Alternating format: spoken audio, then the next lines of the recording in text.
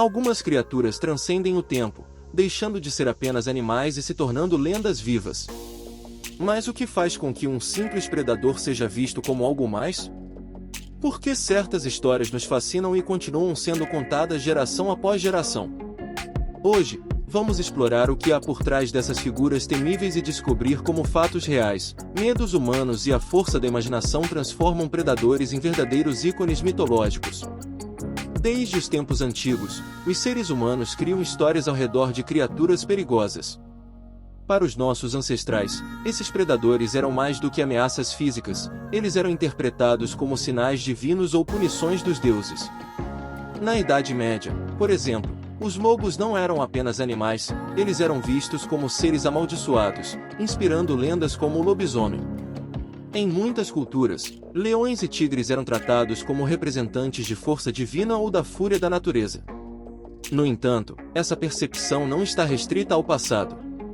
Ainda hoje, muitas regiões perpetuam essas histórias, dando um tom sobrenatural a predadores reais. Por trás dessas narrativas, existe um elemento profundamente psicológico.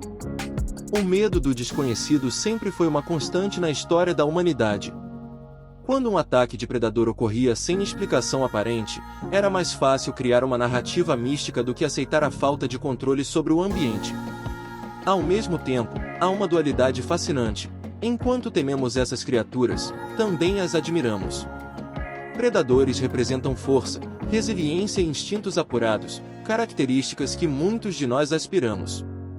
Essas histórias refletem nossos próprios medos e aspirações, mostrando que o fascínio humano por predadores é mais complexo do que parece. Alguns casos reais ilustram perfeitamente essa relação entre fatos e mitos. Os leões de Tsavo, por exemplo, são lembrados como os demônios de pelo e presas que aterrorizaram trabalhadores na África em 1898. Embora sejam responsáveis por várias mortes, suas histórias foram exageradas e romanticizadas com o tempo.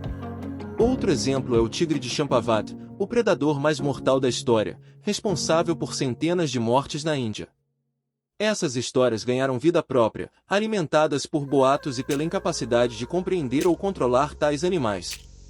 Da mesma forma, na Europa medieval, ataques isolados de lobos deram origem à figura do lobisomem, uma combinação de medo e imaginação que moldou o folclore local.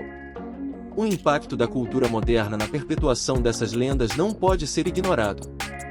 Filmes como Tubarão e King Kong ou narrativas de criaturas como o Pé Grande transformam predadores em monstros. A mídia frequentemente amplia essas histórias, enfatizando o perigo e a força dessas criaturas, enquanto ignora suas complexidades. Essas representações ajudam a perpetuar o fascínio humano pelo desconhecido, mantendo vivas as mesmas emoções que nossos ancestrais sentiam ao ouvir histórias ao redor de uma fogueira. De certa forma, os monstros modernos continuam a ser um reflexo de nossos medos ancestrais. No entanto, por trás de todo o misticismo e exagero, existe a realidade. Predadores são essenciais para o equilíbrio dos ecossistemas. Eles controlam populações de presas, regulam habitats e garantem que a natureza funcione de forma harmoniosa. Quando exterminamos predadores por medo, causamos desequilíbrios graves, como superpopulações de outras espécies que destroem recursos naturais. É crucial entender que essas criaturas não são monstros, mas sim peças fundamentais da natureza.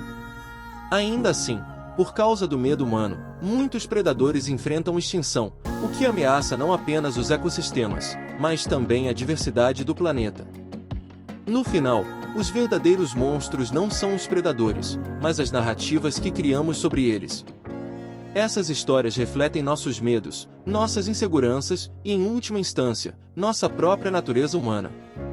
Talvez, ao temermos essas criaturas, estejamos apenas enfrentando aspectos de nós mesmos que preferiríamos ignorar. E você, o que vê ao olhar para um predador? Um monstro ou um reflexo de nossa própria essência? Essas perguntas nos levam a reconsiderar o papel que atribuímos a esses animais na nossa cultura e no nosso imaginário. Afinal, por que continuamos a perpetuar essas histórias? É porque precisamos de monstros para culpar, ou porque eles representam aquilo que desejamos dominar dentro de nós mesmos? Por meio desse olhar, percebemos que a relação entre seres humanos e predadores é muito mais profunda do que um simples instinto de sobrevivência. Ela reflete nossas emoções mais primitivas e nossos desejos mais sofisticados. Essas criaturas são mais do que presas ou caçadores, elas são espelhos da humanidade. Que impacto isso tem na forma como lidamos com o nosso ambiente e nossos medos? Talvez seja a hora de abandonar os mitos e enxergar a verdade. Os monstros que tanto tememos podem não estar lá fora, mas sim dentro de nós mesmos.